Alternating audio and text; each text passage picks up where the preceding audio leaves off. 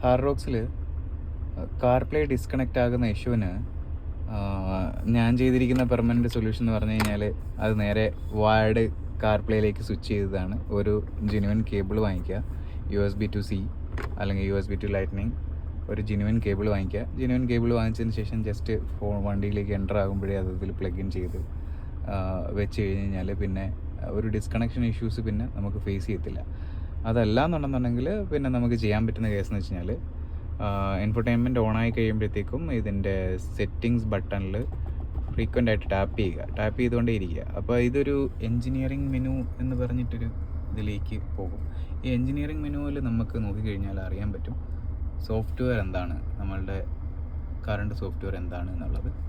ഇതിൽ 15.0195 ആണ്, 15.1.95 ആണ് എൻ്റെ സോഫ്റ്റ്വെയർ. പിന്നെ എൻ്റെ ഫോണിൻ്റെ സോഫ്റ്റ്വെയർ ഞാൻ അപ്ഡേറ്റ് ചെയ്തിരുന്നു.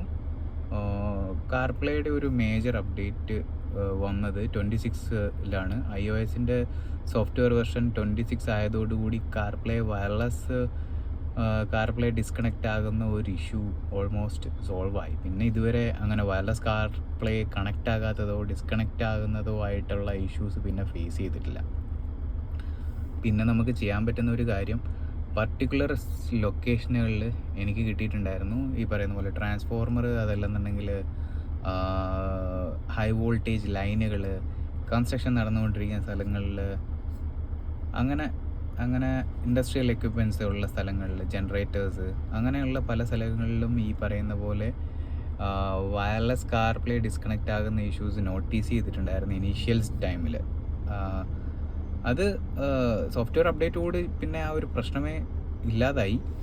ബട്ട് അതിനു മുമ്പ് തന്നെ ഞാൻ ഈ പറയുന്ന വയർഡ് കാർപ്ലേയിലേക്ക് സ്വിച്ച് ചെയ്തിരുന്നു.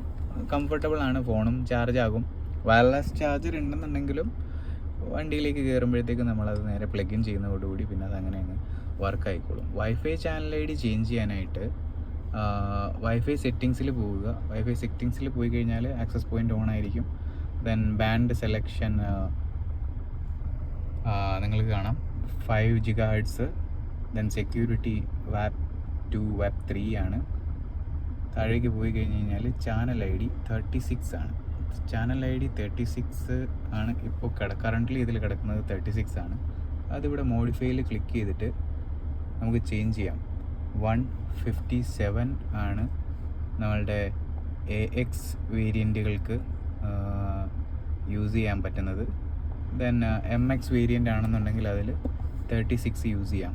എനിക്കിപ്പം ഈ 36 ആണ് കിടക്കുന്നതെങ്കിൽ പോലും എനിക്ക് അങ്ങനെ കാർപ്ലേ ഡിസ്കണക്ഷൻ ഇഷ്യൂസ് വരുന്നില്ല. സോ കാർപ്ലേ ഡിസ്കണക്ഷൻ ഇഷ്യൂസ് ഉള്ളവർക്ക് ഇവിടെ വന്നിട്ട് wifi channel ID 157 AX variant ആണെന്നുണ്ടെങ്കിൽ അതിൽ 157ഉം MX വേരിയൻ്റ് ആണെങ്കിൽ അതിൽ 36ഉം ഇട്ടിട്ട് യൂസ് ചെയ്ത് നോക്കാം. ഈ പർട്ടിക്കുലർ ലൊക്കേഷനുകളിൽ വരുമ്പോഴത്തേക്കും കാർപ്ലേ ഡിസ്കണക്റ്റ് ആകുന്നുണ്ടോ ഇല്ലയോ എന്നുള്ളത്. പിന്നെ